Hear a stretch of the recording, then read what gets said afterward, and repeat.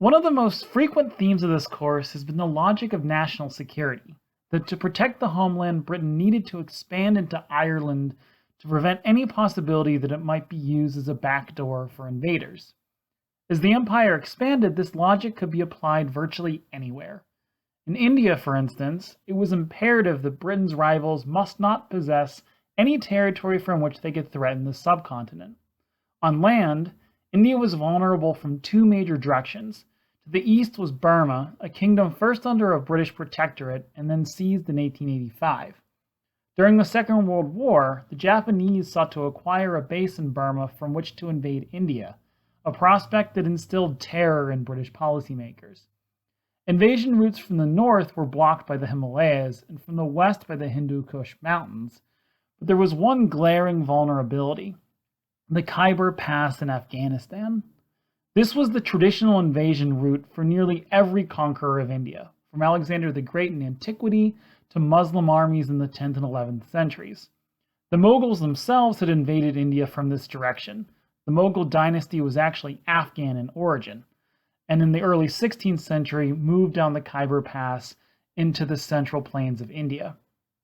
It was therefore crucial that Britain control this pass, especially once Russia began to expand into Central Asia. Here, though, British ambitions outpaced their abilities. The rivalry with Russia came to be known as the Great Game, but the two sides never directly engaged with one another. Instead, they fought by proxy in Afghanistan, with Russian-backed puppets colliding with British ones. As we might suspect, given the more recent history of Afghanistan, neither side was able to impose direct control, and attempts to do so ended in ignominious failure. In 1839, the British invaded Afghanistan to depose the Russian-backed ruler, Dost Muhammad Khan, and replace him with Shah Shuja, who was thought to be more amenable to British interests. This ended poorly. Shuja had little support in the country, and after a major uprising, the 15,000-strong British army, comprised mainly of Indian sepoys, beat a hasty retreat down the mountains. There they were ambushed, and of the 15,000-strong British force, only one survived. The British tried again, more successfully, in 1879, but all parties realized that there was a limit to what Europeans could accomplish in the region. What the British needed was not to conquer Afghanistan, but to ensure that the Russians couldn't invade India from there. This they achieved. The national security implications here were obvious. Prevent an invasion of India from the place where India was traditionally invaded. But sometimes claims for national security were not so straightforward and could be used instead to further private gain or grandiose ambition. To protect the Suez Canal, an Anglo-French project connecting the Mediterranean to the Red Sea, for instance, it became imperative to secure Egypt. And to secure Egypt, it was imperative to seize the Sudan. To defend the trade routes along the Red Sea, it became imperative to acquire Yemen and Somaliland, and so on. None of this unfolded according to any plan. In fact, the British government ordered its agents on the ground, British officers, merchants, and others in Egypt, not to expand the empire in this way, and thus forced the British to acquire expensive territories they would have to defend and invest in. In 1882, the British established an indirect condominium over Egypt, essentially an informal protectorate, because the Khedive, the nominal Ottoman governor, defaulted on his loans. The British insisted that this was temporary. Egypt was then part of the Ottoman Empire, and the British government insisted that it still was, though Britain for the time being would control its finances and army and make sure that any European lender was repaid. Egypt in this period included quite a bit of territory to the south of its modern boundaries, including what's now the Sudan, South Sudan, and northern Uganda. Sudan was then experiencing a revolt led by a millenarian preacher who called himself the Mahdi, or Anointed One. This was a revolt primarily against Egyptian rule, but once Britain established its condominium, it became Britain's problem. The British general Sir Charles Gordon was sent to Khartoum to lead Egyptian forces back to Egypt, but once he was there, Gordon decided that he would rather stay and fight in Khartoum. This was not at all what the British government wanted. They had no interest in ruling the Sudan and were perfectly happy to leave it to the Mahdi. But Gordon wouldn't budge, and when a huge Mahdist army besieged him in Khartoum, public opinion in Britain forced the government to dispatch an army to rescue him. It arrived 2 days late. Khartoum had fallen and Gordon had been killed. It was exactly this kind of ineptitude, repeated throughout imperial history, that prompted the great historian of empire, Sir John Seeley, to remark that the British had acquired their empire in, quote, a fit of absence of mind. Seeley wrote these words in 1883, 2 years before the disaster at Khartoum, but his comments would be repeatedly invoked by British imperialists at the other end of the African continent. Here, a more successful version of Charles Gordon can be found in Cecil Rhodes, the owner of a diamond consortium called the De Beers Mining Company, still one of the world's most lucrative corporations. Cecil Rhodes was seen by many as the personification of British ambitions in Africa, largely because they were his ambitions, and he tried his hardest to get the British government to follow them. In this cartoon, for instance, he can be seen straddling the entire continent from Cairo to Cape Town. His phrase. For Rhodes, the biggest problem in world affairs was that the precious metals so important to the De Beers Company's bottom line were not actually in British territory. They were in Boer territory or in lands belonging to the Shona, the Zulu, or the Xhosa. Some of the world's largest deposits of diamonds had been discovered along the Orange River in 1866, followed by some of the world's largest deposits of gold, which could be found along the Witwatersrand near modern Johannesburg, which was a boom town founded by gold prospectors. Diamond prospectors rushed to Kimberley, on the border between British and Boer territory, which grew overnight to a city of 50,000 people. Hopeful that precious metals could be found north of the Boer republics, Cecil Rhodes pressured the Shona into ceding to Britain and his own company large tracts of what came to be called Rhodesia, and now modern Zimbabwe. British control over the Cape Colony had been secured by the final defeat of the Zulu in 1879, the British destroying the main Zulu force at the Battle of Rorke's Drift in January of that year. Only the Boers were in a position to challenge British hegemony in southern Africa.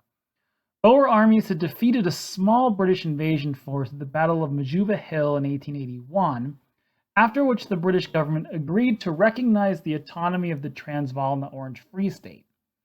But when gold reserves were discovered in the Witwatersrand in 1886, men like Cecil Rhodes demanded that the British pressure the Boers into recognizing British overlordship.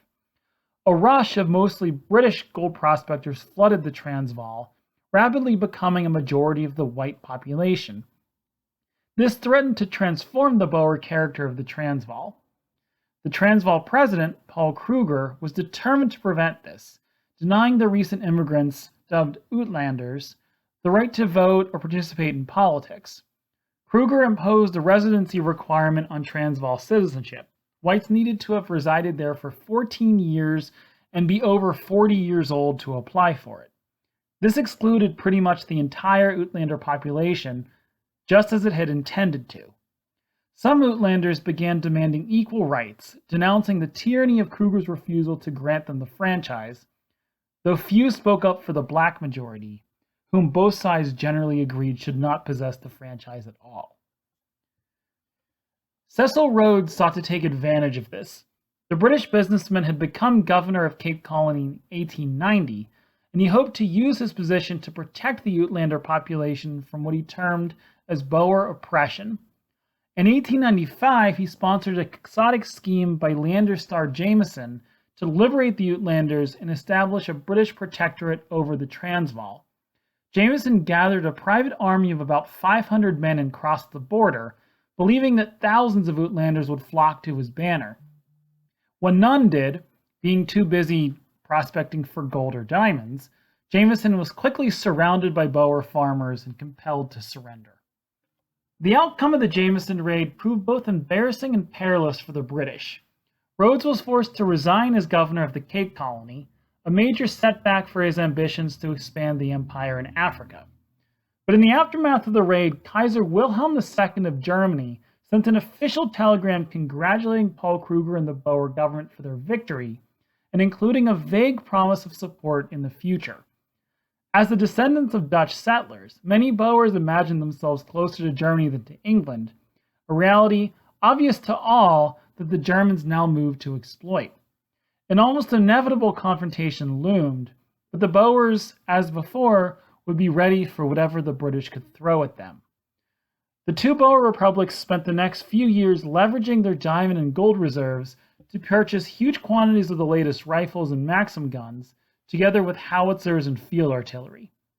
This was all practically unbeknownst to the British, who by the late 19th century were accustomed to waging imperial wars with vast technological superiority.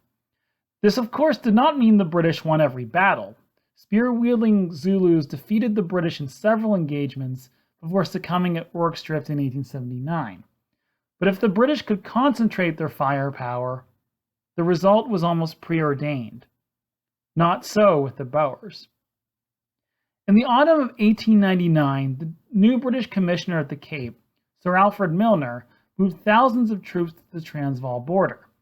This was partially to bait the Boers into attacking. Milner was confident that it would only take about 25,000 troops to clear South Africa of the Boer menace. The Boers took the bait, but Milner was far off in his calculations.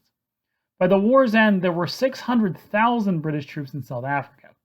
Britain itself suffered 29,000 casualties, both numbers a far cry from the 25,000 supposedly necessary for the conflict. The Boers were highly mobile and armed with the latest weapons, and on what came to be known as Black Week in December 1899, Britain suffered three major defeats at Stromberg, Magersfontein, and Colenso. We have, wrote Rudyard Kipling, been taught no end of a lesson. The British rushed reinforcements to the Cape. A young Winston Churchill saw action and became a minor celebrity when he was captured and escaped. The future South African leader Louis Botha shot at him at point-blank range and missed, a point Churchill loved to remind Botha when they worked together years later. Global public opinion overwhelmingly favored the Boers. When Winston Churchill went on a speaking tour to promote a book he wrote about his captivity, he almost got into a fight with Mark Twain, whom the publishers hired to introduce him in America. Mark Twain would introduce Churchill by telling the crowd that he was an imperialist who should have remained in prison, sentiments that Churchill obviously didn't like. Though the Boers knew the lay of the land in South Africa, the British could call on infinitesimally greater resources. By the middle of 1900, British forces had seized Johannesburg and Pretoria, and the war appeared to be coming to an end. But the Boers were not quite ready to give up. Boer armies reorganized themselves into small commando units and continued to carry on a guerrilla war, harassing British supply lines and ambushing British convoys. This took more than 2 years for the British to suppress, which they did with ever-increasing ferocity. British commanders respected the commandos as fighters, so much so that they would create their own guerrilla units, also called commandos, for service in both world wars. In 1900, though, the British needed first to defeat the Boer commandos, which they did by collectively punishing the entire civilian population. Afrikaner civilians were rounded up and placed in what came to be called concentration camps, one of the first known uses of the word. Thousands died from disease in the camps, about 10,000 in all. The British also crisscrossed the country with barbed wire to control commando movements. Despite widespread condemnation of British policies, the containment effort worked. The last remaining commandos surrendered in 1902. The British annexed the Transvaal and the Orange Free State, which it combined with Cape Colony to form a new Union of South Africa. It would receive self-government and dominion status in 1910, and since it was soon dominated by the same Boer commanders the British had previously fought, this new union was a bit more than the British had bargained for. When the Boer War ended in 1902, Rhodes was dead, Britain was isolated, and the empire appeared weaker than it had in a century. But Britain had secured southern Africa, which now joined other newfound British possessions on the continent. Some, like Kenya and Rhodesia, attracted a steady trickle of white settlement, with white farmers taking the most fertile highland regions and displacing indigenous peoples wherever they found them. In others, like Nigeria, the British were content to extract oil and other mineral wealth while leaving local structures in place. And in the decade to come, Britain resolved to escape the dangerous isolation into which it had found itself. In 1904, it settled imperial disagreements with France to form the Entente Cordiale, expanded in 1907 to include Russia. This meant that Britain was now part of two rival European alliance systems, the other being an alliance between Germany and the Austro-Hungarian Empire. In the short term, this brought much needed stability, but in the medium term, it would provoke a treacherous naval race with Germany, which was determined to acquire colonies abroad and attained what the Kaiser called a place in the sun. In 1914, Britain and Germany would go to war.